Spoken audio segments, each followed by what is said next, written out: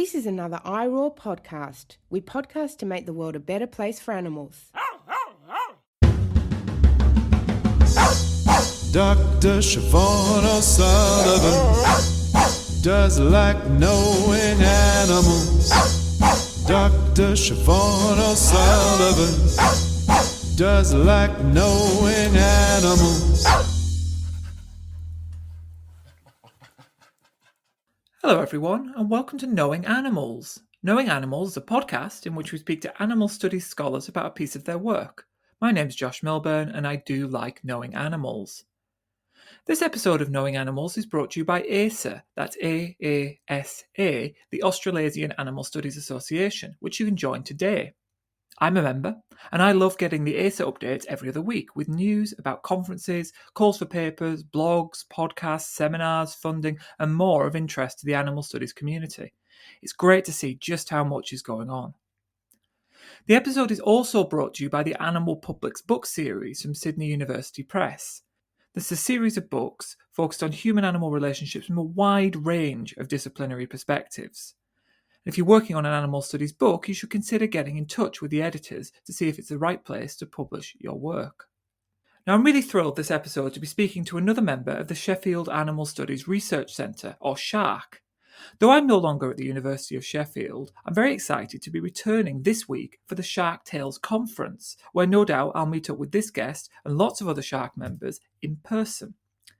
Daniel Bowman is a PhD student in the School of English at the University of Sheffield, where he's supervised by previous Knowing Animals guests John Miller and Bob Mackay. Daniel's recently submitted his thesis entitled Horsepower, Animals in Automotive Culture, 1895 to 1935, and is now preparing for his viva in June. I'm very pleased that we're going to be talking about Daniel's thesis topic today as we focus on his paper Horsepower, Animals, Automobiles, and an Ethic of Car Care in Early US Road Narratives, which was published in 2022 in the Journal of American Studies. Welcome to the podcast, Danny. Hi, Josh. Thanks for having me. So can you start by telling us what inspired you to work on this topic of cars and automobiles? Yeah, it's quite interesting actually in that, throughout my sort of undergraduate and at the start of my MA, I've been interested in automobiles in American literature. Hadn't come across animal studies whatsoever until I did John Miller's module, Humans, Animals, Monsters, Machines, as part of my MA. And while I was trying to write more about cars and various American literature, I just sort of became aware for the first time of the idea that I was talking about horsepower a lot without ever kind of considering the horse in that word. And in fact, I just kind of would say the word horsepower without even noticing that there was an animal in it, basically. As my research was developing, I then came across a periodical called Horseless Age, which was the first ever automotive periodical in the English language. And I don't know, something about that just got me thinking, why did it have to be imagined as a horseless age? And, why did this idea of automobility kind of necessitate, replacing horses? And it seemed like there was more to it than just a case of we want this kind of new transport system. It seemed like there was almost like an anti-animal sentiment kind of coming through in it. And I just thought that was something that kind of needed exploring a bit further, at which point I kind of started, doing a bit more research about the University of Sheffield as well, thinking like I might do a PhD. And that's when I discovered SHARC, which obviously has been an invaluable, cohort to have. And they were able to kind of advise me and point me in the right direction, that kind of thing.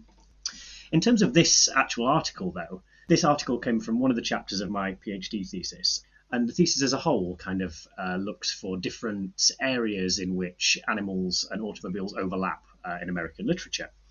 And again, so I started reading The Horseless Age. And in the first ever article in the first ever car periodical, the editor basically sets out a kind of strange manifesto of the ways that he imagines that automobiles are going to improve American civilization. And one of them, kind of curiously, is that he argues that there's a humanitarian aspect to replacing horses with cars. And whilst there's definitely a lot of truth in that, it just seems strange that a publication entitled Horseless Age, that was basically advocating for a world in which we don't encounter horses in our everyday lives, the idea that they cared about animal welfare just seemed very hollow. And I kind of wanted to dig a little bit deeper into this. So I started off trying to, I didn't have any books in mind when I was starting to think about this idea.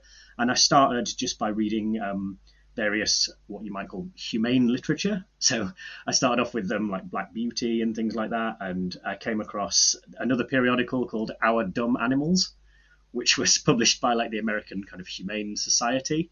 And they had various lists of books that they considered humane literature. But after kind of reading a lot of these and not really getting anywhere with it, mostly because there was no talk of cars in it. There was no kind of interaction here between the subjects I wanted to talk about. But at the same time, I'd been teaching on a module called Road Journeys in American Culture at Sheffield. And, this kind of started in like the 1930s and kind of came up to the present day in terms of literature and film. And it just kind of dawned on me that we hadn't really had any kind of meaningful engagement with animals in any of these texts or films, which was quite strange, like considering the amount of kind of, they're basically all about road journeys, the distance covered through like numerous kind of environments in America. And there's almost like a complete absence of animals in it. And it got me kind of thinking, like, what is it about the road trip novel then? Why are there no animals? Why aren't we seeing them, basically? So I started looking into, wondering what the first ever examples of what's considered road trip novels were. And, it's arguably debatable what isn't a road trip novel, this kind of thing. But, a lot of historians kind of traced this back to this book called A Hoosier Holiday by Theodore Dreiser, in that the protagonist, it's kind of biographical, in that they buy a car and deliberately set out to drive back to where they were both born, from New York to Indiana.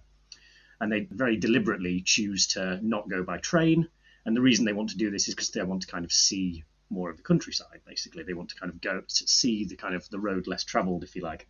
And while I was reading this book, it became like instantly clear that they didn't have the vocabulary with which to talk about the car without relying on kind of equine terminology. I guess they have to talk about cars in some way. And they were doing it as if the car were an animal, and specifically a horse. And I was like, okay, well, this is obviously, these two kind of things are coming together here. This is something I can pursue. And as I was reading that book, it wasn't long before there's an instance of roadkill in it. Mm. And just the comparison between how much they'd been talking about, how lovingly they've been talking about the car, and how kind of dispassionately they dismiss the roadkill thing. I was like, okay, well, this kind of brings us back to this humanitarian idea, which is what started this inquiry. And so then once I kind of had this idea of like, describing cars as horses and then roadkill in road literature from the period I was looking at, I was thinking, okay, this is something I can definitely pursue. And then subsequently, a lot of the other road narratives from that decade display very, very similar tendencies. And basically the article kind of came together from there. Well, that's fascinating. That's given us so much to talk about. So you've mentioned Hoosier Holiday, which was one of the texts you were looking at. And there was two others you were looking at in the paper as well. So one was by Hale and one was by Sinclair Lewis. Now, I've not come across any of these books before. This is quite a specific genre, quite a specific period of history, and quite a specific geographical background. So could you introduce us to these other two books as well?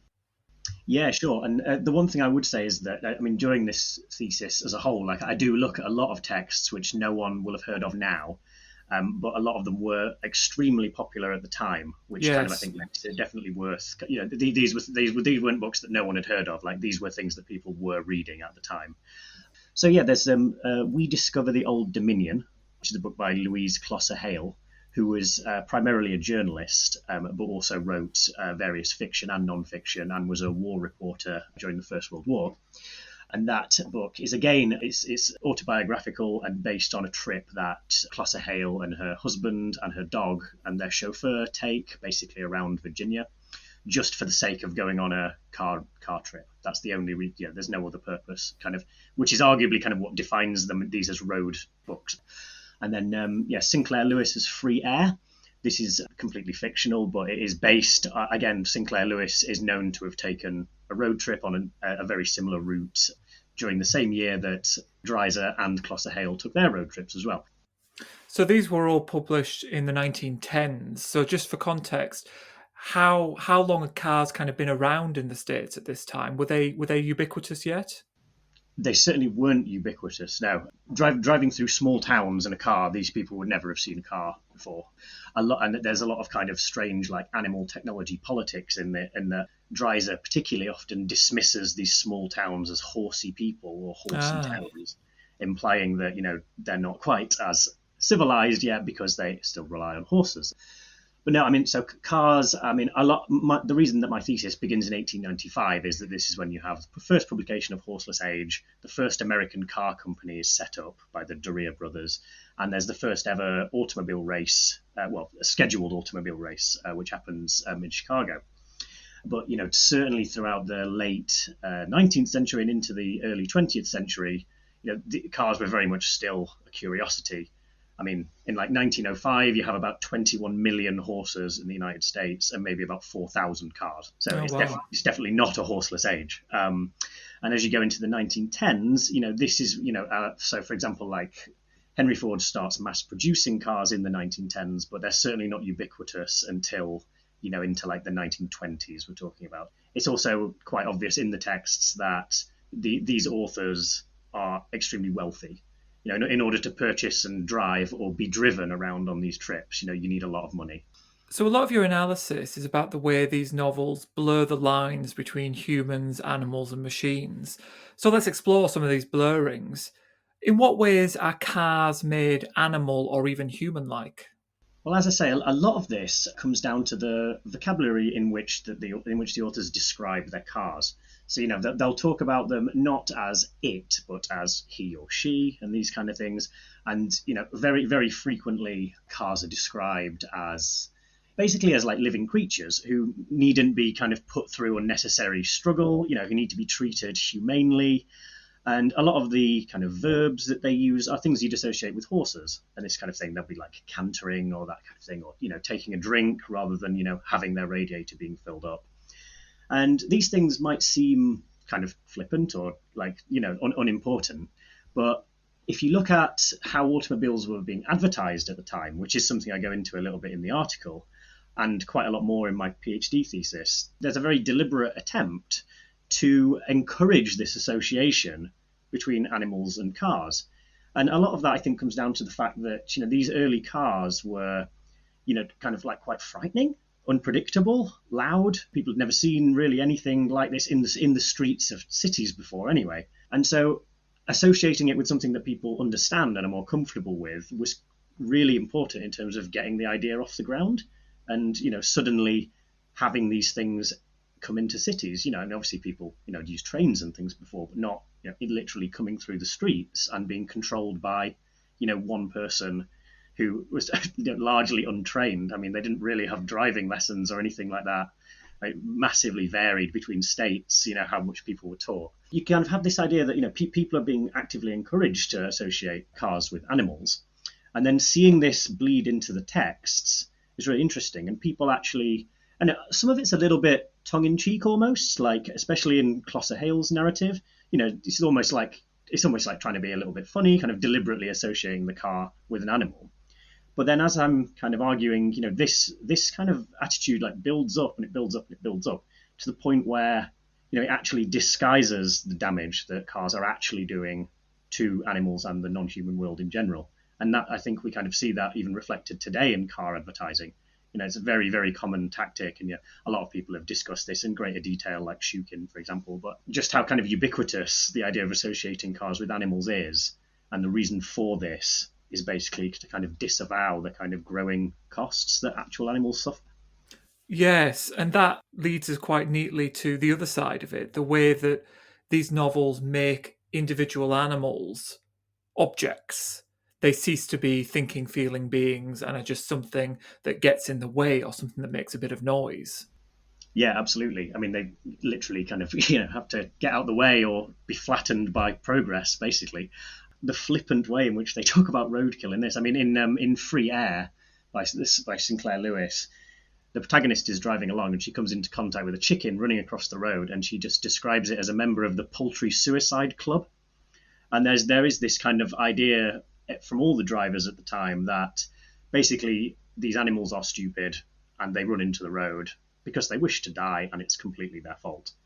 And this kind of like flippant idea again, kind of is something that still exists, I think, a little bit. I mean, it's just seen as an inevitable consequence of something, and certainly a price worth paying for automobility.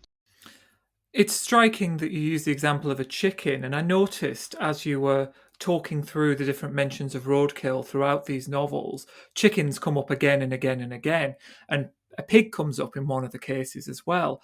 But it's quite striking that perhaps then the kind of roadkill or the kind of animals that these drivers were encountering on the road a century ago or just over a century ago, perhaps quite different from those that drivers today encounter.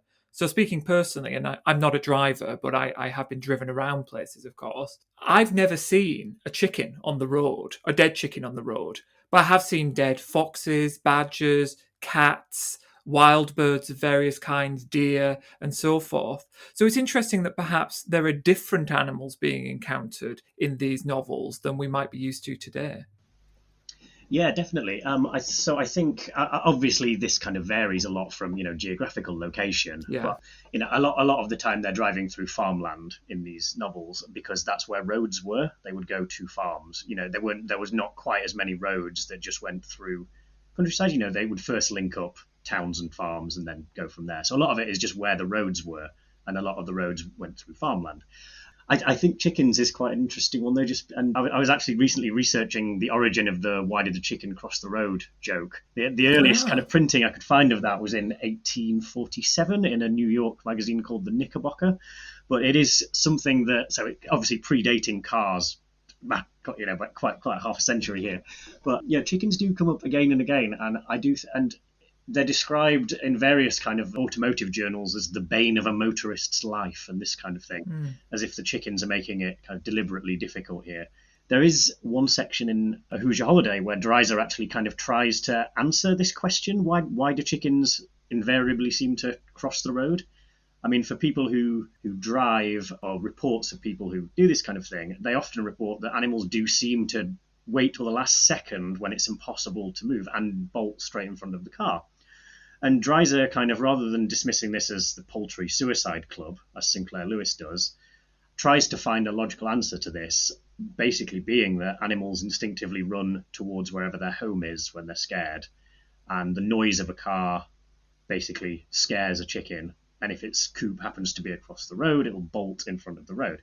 And whether or not he's right about this, it's just interesting to hear Dreiser kind of trying to come up with something more than just dismissing these chickens as suicidal, and trying to actually think about the impacts of cars on animals. From the animal's own point of view as well. Yeah, exactly. There's another blurring of these lines which you talk about, which is the way that the car makes the human machine. And that comes up in at least one of the novels. And that's kind of some of the strangest parts of these novels that you explore. So, I mean, this is in Sinclair Lewis's Free Air. That's really the only time this comes up. And it was quite surprising for me to read. And I had to kind of reevaluate what I was going to, because I was like, well, there's no way I can't talk about this in the article.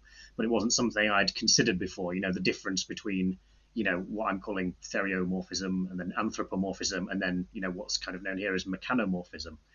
The idea of, humans kind of becoming part of the car. So the protagonist in Free Air is called Claire. And she, at one point, is driving, and she claims to experience something that every motorist does, which is this idea that you're becoming fused with the machine, as in, the idea that it's responding to your touch, basically. I think one thing to remember is that, I'm probably going to get called out on this at some point, but, people at that time, it was quite unusual to be interacting hands-on, having that kind of control over a machine. This was kind of relatively new kind of experience. I mean, of course, when you're on a train or anything, only the driver is using that. But this is something that you personally control. And that kind of feeling of power and, this feeling of being like somehow physically superior is something that, does come up throughout these texts. And, it's also something that, for example, around this time, you've got people like Marinetti and the Futurists, talking about and kind of reveling in exactly this kind of like violent power. And I think that is something that comes up in the text a lot, because there's this feeling that, suddenly Claire Boltwood, the protagonist in this novel, suddenly becomes like a force of nature, like incredibly, kind of has this deadly potential that, a normal human just doesn't have. And so there is some kind of like strange there's this violence that comes through in the kind of human-car relationship that I think you can see then reflected in the human-animal relationship and the animal-machine relationship later on. And it's very striking that Claire Boltwood is the one protagonist of these three novels who drives the car herself, because the others have chauffeurs. Well, this is the thing, and as I kind of speculate on in the article, one of the only reasons we see this coming through is, as you say, Claire is actually driving the car, whereas the others don't actually experience driving; they simply experience being driven. So who knows if the chauffeurs, who are largely non-characters in both of these other texts, their kind of feelings on this aren't speculated upon. As you were saying earlier, you situate these novels within a debate that's taking place in the pages of The Horseless Age and in the periodicals of the Humane Societies about whether the emergence of cars is a good thing or a bad thing for horses. But I feel like you add a new dimension to this debate at the end of your paper with ideas of necropolitics. Now, these were absent in the original conversation, in part because the kind of things you're talking about, the mass slaughter of horses for pet food or the mass exportation of horses for the world wars, these were things that hadn't necessarily happened yet, or at least weren't widely known about. So let me ask you a direct question. Let me put you on the spot. Do you think the beginning of a horseless age was a positive or a negative for horses? Well, yeah, I'm going to cop out a little bit here and say kind of yes and no, in the sense that a lot of these humanitarian arguments, that were being made by car periodicals, that they were completely valid. I mean, horses were treated horrendously, particularly in urban spaces. The editor of The Horseless Age kind of chastised people for romanticizing the idea of the horse, and he's basically arguing that you clearly have no understanding of the realities of actual draft horses. They live the lives that are described, quite viscerally in books like Black Beauty and that kind of thing. But then I think the other side of that is that you basically have these quite kind of harmful ideas coming through. And I think particularly in a periodical called The Horseless Age, which is essentially advocating for a society free of horses. They don't have any plan with what to do with these horses. And at one point in one of the early issues of The Horseless Age, they talk about liberating horses from this kind of horrible life. And this idea of horse liberation in this car magazine is one that is worth kind of drilling down into a little bit, because there's no suggestion of what would become of these horses. And I think one of the things that comes up later in the paper is this idea that once horses didn't have as much kind of economic value as draft horses, they kind of had to be monetized in another way. And one of the kind of ways that this happened is through the rendering of dead horses into various products and this kind of thing, which had happened before the car, but certainly you have a lot more disposable horses coming in now. And then there's also the idea that if horses weren't rendered into human products, they were certainly rendered into animal food, like dog food and this kind of thing. The necropolitical aspect of this is kind of the idea that, to make way for this novel human technology, the editor's basically advocating for the removal of an entire other species. And of course, this is a terrible dynamic that horses certainly did not benefit from. Now, Danny, we ask everybody who comes on Knowing Animals 5 quick questions. Are you ready for your 5 quick questions? Yes, I am. Can you recall the first piece of pro-animal scholarship you ever read? I can, although at the time I don't think I really registered it properly. So it was John Berger's Why Look at Animals in About Looking. But that was in 2010, and at the time I was at art college studying photography, and I was kind of reading Berger for his insights on photography more than anything else. But it certainly stayed with me, and it's a text that I've come back to and engaged with a lot in my PhD thesis, even if I didn't quite realise its significance at the time. I didn't know you'd studied photography. How interesting. Can you recall the first piece of pro-animal scholarship you ever wrote?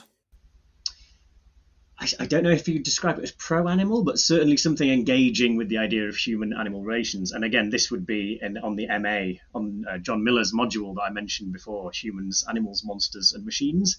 And it's kind of, that was the first time I'd ever really been kind of forced to confront any questions of the animal. I think I was writing about the impact of writing on human-animal relations in Gulliver's Travels, because I think there's a section where it says the Houyhnhnms don't write anything down. But yeah, I mean, not something I've ever come back to.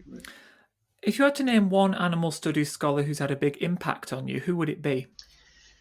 It's really difficult. I think in terms of people who've influenced my approach and my research, I'd have to say someone like Nicole Shukin, just because her kind of insistence on recognizing both the material and symbolic kind of currencies of the animal is something that I've worked through throughout my thesis. But I mean, in general, I've just found all animal studies scholars, including my peers, to be such an amazing cohort and so willing to kind of help out younger scholars. And I think I'm extraordinarily lucky to have been supervised by John Miller and Bob Mackay.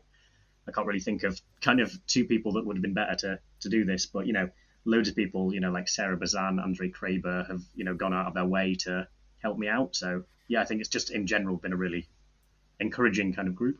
I think that's right. I think animal studies as a community is one that's quite welcoming and quite open and quite friendly.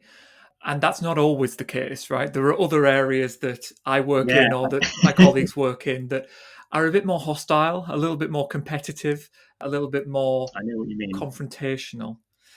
So what do you think is the most important thing that academics can do for animals?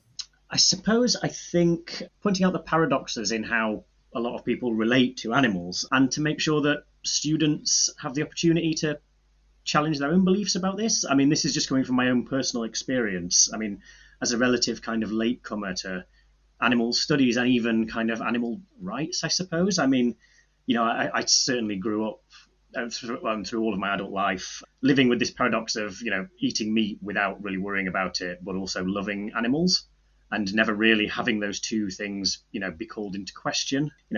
I grew up next to a meat paste factory, and I think I'm named after Danny, the champion of the world, the Roald Dahl character who's basically son of a gamekeeper. Just encountering these questions on, as I say, on this one MA module, and then suddenly being asked to justify this and came to the obvious conclusion that I couldn't possibly, it was not justifiable.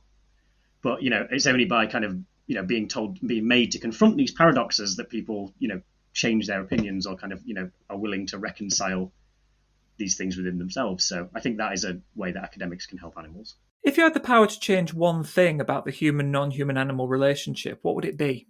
I was thinking about this answer, and I mean, there's obviously quite a lot of more pressing, serious changes that people could make, but at risk of sounding flippant, I just because I've spent so much time during lockdown in my house just with my rabbit, I'd love to know what this rabbit actually thinks of me. And even though Laura Jean Mackay and her novel The Animals in That Country have made me extremely wary of communicating with any kinds of animal, I think I'd like there to be some kind of development in how we actually, speak to animals. What are you working on next? So, I mean, preparing for my viva and basically looking for postdoc positions. What I'm really wanting to do is develop another of the chapters from my thesis, which was about engagement with Indigenous American literature, the automobile, and kind of questions of animality. And working on a chapter for an edited collection, which is about another chapter of the PhD, which is about horses and cars in World War I.